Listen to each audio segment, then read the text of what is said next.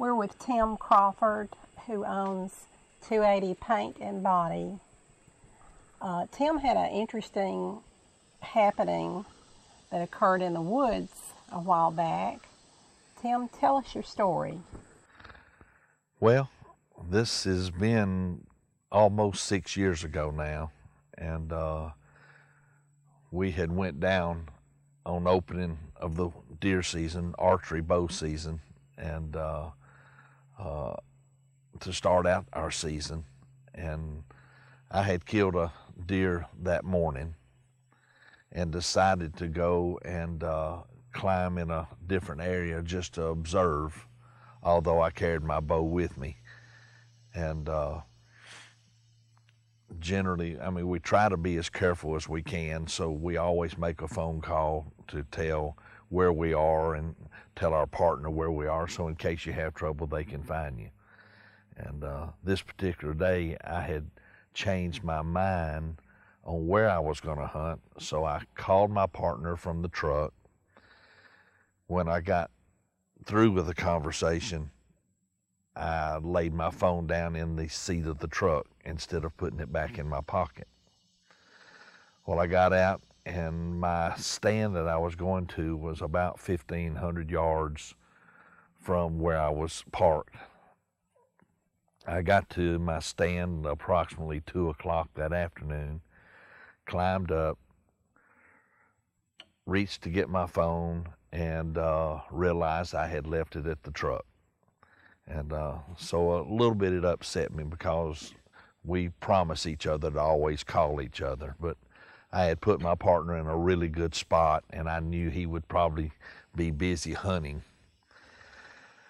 I bent over to retrieve my bow from the ground. We pull up on a string, and halfway up, it got tangled with a limb, and the arrows fell off the bow. Well, now I am a little bit aggravated because I've got to climb to the ground again. So I decided I would go get my phone at the same time where I could complete my day.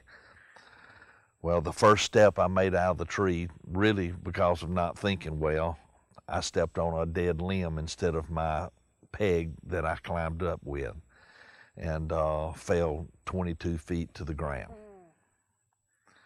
And at that point, as soon as I hit, I just landed straight on my feet. As soon as I hit, I had spinal shock all over and fell backwards down an embankment. At that point, I thought I had killed myself. I could still think. I was thinking how stupid it was what I'd done, and what a mess I'm leaving everything back at my work it's gonna be. And but I was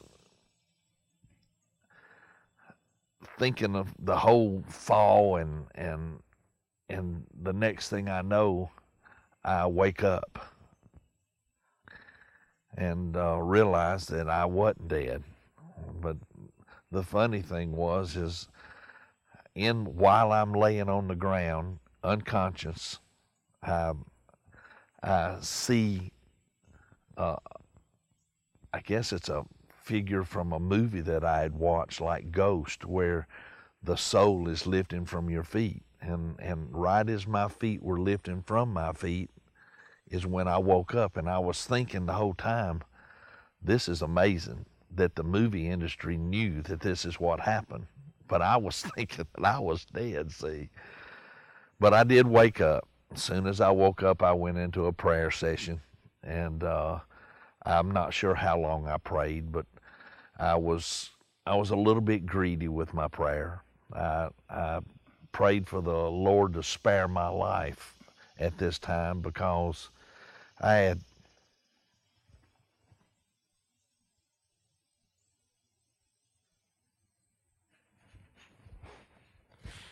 had 16 people that worked for me that I had left them in a bad situation. And so I prayed that if he would spare my life as soon as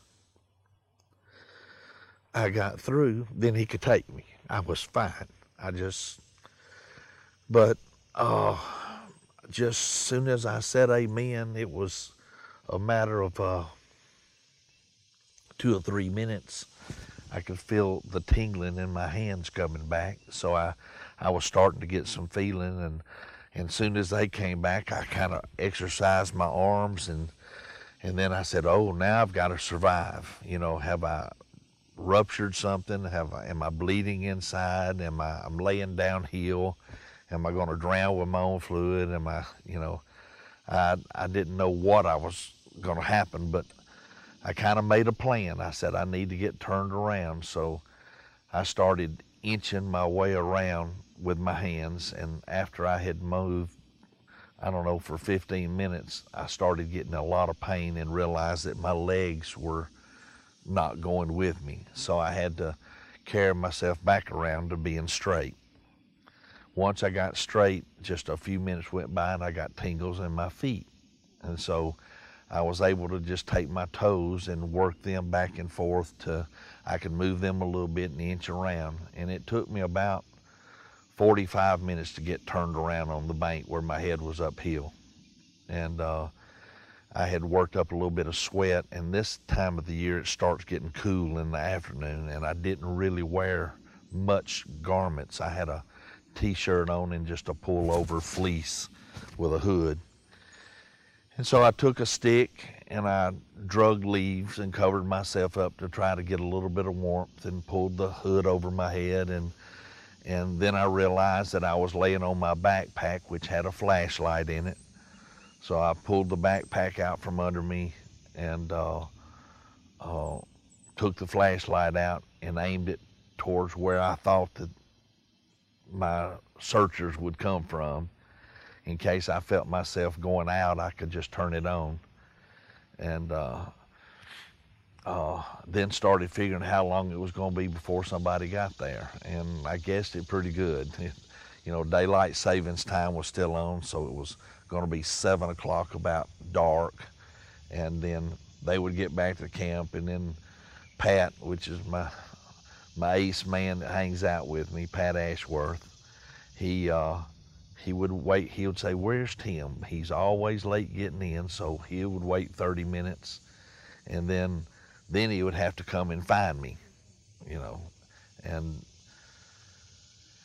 so I done figured it would be somewhere around 9 o'clock before somebody got to me. And soon as dark fell, it wasn't but about 15 minutes, I had a pack of coyotes come on me, which started howling just 20 yards from me. And I still had my stick in my hand and my flashlight. So between those two and hollering, they dissipated. Then I cuddled back up because I was getting cold, and actually fell asleep, and woke up with my dog thinking me. Pat had gotten Buddy and found the truck, let Buddy out, and Buddy hit my trail and brought him straight to me. And Pat wanted to get me up right then and carry me out of the woods, but I told him that I knew I'd broke my back, and that right now I wasn't hurting, and he just needed to get an ambulance somewhere and a safety crew up and come in and get me. And that's the end of that stay. The next was in the hospital. They carried me to one of the Montgomery hospitals and called my family. My family showed up, and they immediately searched out a doctor out of Birmingham, and they found out that Dr. Zeiger was a very good surgeon. And they called him, and he decided that he would take me on as a new patient. And this is when Caraway was shutting down, and all the patients were being carried to all the hospitals, and they had one room left. So they got me in that room, and the next day, Dr. Zeiger operated on me, and when I came out of into recovery, Dr. Zeiger came in and spoke with me and said, "How you feel, Mr. Crawford?" And I told him fine. I said, "I really don't need to know what you had to do to my back. I just needed to know when could I go back to my hunting club." Of course, he spoke, "Y'all deer hunters, you're all the same. That's all you think about." Well, he said, "Well, I've got good news and I've got bad news." And I said, "Well, I tell you what, start off with the bad news. I'd rather hear it." He said, "Well, the bad news is you will never walk again." And he said that my spinal injury was so severe, he's never seen anything quite as bad in me not be dead. But L2 in my lower back collided with L3, blowing L3 into 19 pieces. Cut the spinal cord sac in two, but did not cut the nerves in two, just busted it open. And he said, "I cleaned it up, put it back together, and I did the best I can do, but the results is going to be that you will not be able to walk." And he said, "The good news is, after 4 or 5 years, when I get where I can hold myself up in a wheelchair, that he would, maybe I could get somebody to carry me hunting." That was the good news. And of course, I'm a different type person. I said, "Doc, I'm sorry, but you're wrong." I said, I will be going back and I will be hunting this year." And he said, "Well, Tim, I know backs. I don't know you, but I don't think your back will ever allow you to do that." And well, 19 days from the day that I fell, they came into rehab and told me that they were going to release me. And during rehab, of course, I fought with the girls in rehab to the point that they let me get up out of the wheelchair, and I started walking, and I got better and better and better. And the day that they released me, I called Jackie Kirby, which was my office manager, and told her that I needed her to be at the rehab center at 10 the next morning. They're going to release me. And I said, "Just make sure you're there. Order lunch for the whole crew, and I want everybody to meet me in the lobby at 11, and where we could all eat together, because I have not been able to get to see them." And asked for Pat, my hunting partner. And he came to the phone, and I told Pat, I said, "Pat, get my truck ready. Load it up, fill it up with gas, because at 12 o'clock we're pulling out." Now, am I to understand that you were walking after 19 days? I was walking 12 days after I got out of the hospital. And just blessed. I mean, I had worked out with my arms for the first 3 or 4 days in rehab, and I had them real strong, and I insisted that they let me walk, and they insisted that I would not be able to walk. But I said, if you're not going to let me walk, then I'm going to check out and I'll just go home, because I can walk when I get home. And so she called the doctor. The doctor said, "Let him walk if he thinks he can." So they came over and said, "Mr. Crawford, get up and walk." And I said, "Well, bring me a walker." And so they brought me a walker, and of course, my arms were strong, and I lifted my body up and kind of looked over to the nurse and smiled like, "See me," you know. And of course, as soon as I started having to drag my legs forward, I realized that I was a little worse than I thought I was.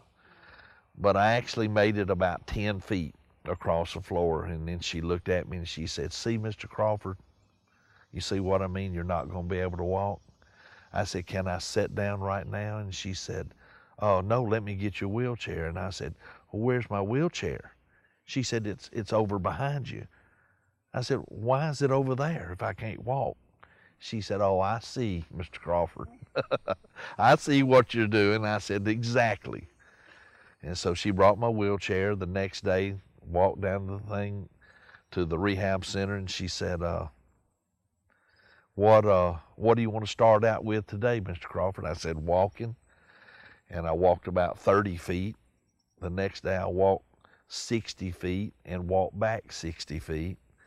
Now, you're saying that you put your weight on your legs? Still using the walker. Right. But I was getting stronger to the point that I could actually let the weight off of my walker and stand there. I could not walk without that.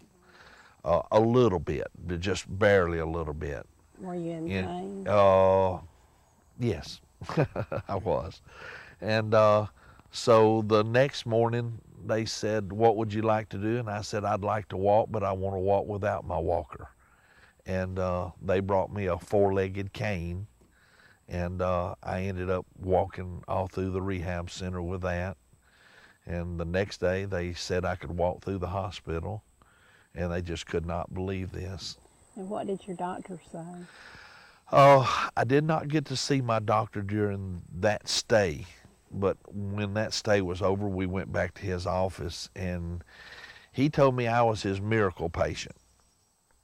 He could not believe in any way, shape, form, or fashion that I would ever even close to walk. And I actually stooped down in his office and walked, throwing my legs out in front of me that morning. And sad to hear, Dr. Zeiger was killed a couple of months later in an airplane accident on the beach in Panama City. Him and his wife lost their lives doing some military acrobats. And so here I am, blessed today. Yeah, very, very blessed. I understand you helped a little old lady in the rehab. Yes, Miss Mary was her name, and she was an elderly lady that had had a slight stroke on one side, so she couldn't, motor skills was gone in her right side, and they just had the hardest time, and I kept watching her over on the exercise machine never do anything. And so I rode my wheelchair over next to her, and this was early on while I was trying to learn to walk too. And I said, do you like this place? And she said, no, I hate it. She said, I just want to go home. And I said, you know, I hate it too, but I've got a plan. I said, if you'll do this with me, I said, do you like ice cream? And she said, yes. I said, what kind? She said, black walnut. I said, I tell you what, if you'll put your feet on those pedals and pedal with me every time I pedal, I'll get some ice cream and bring it to your room tonight, and we'll have black walnut ice cream. She said, really?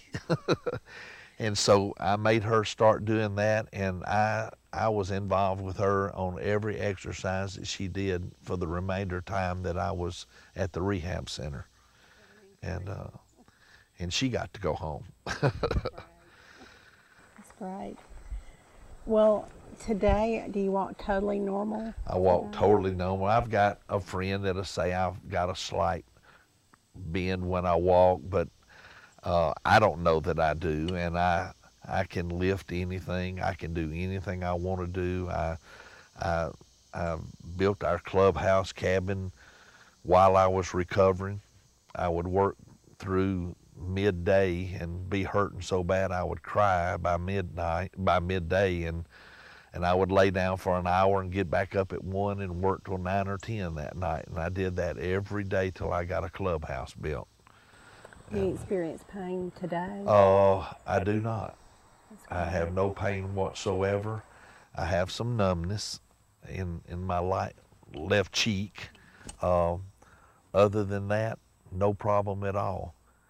Before I fell, I had a disc that would slip out of place once or twice a year, and I'd have to go into the hospital to be in traction to get it back in place.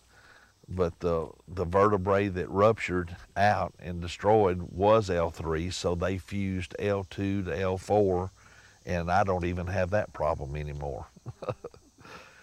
Well, I would say the only one that gets the credit here would be the Lord. The good Lord himself, yes, and all of my friends. And I think we need to introduce Buddy here. Buddy, come here. Come here. Come right here and sit. Come over here. Sit down.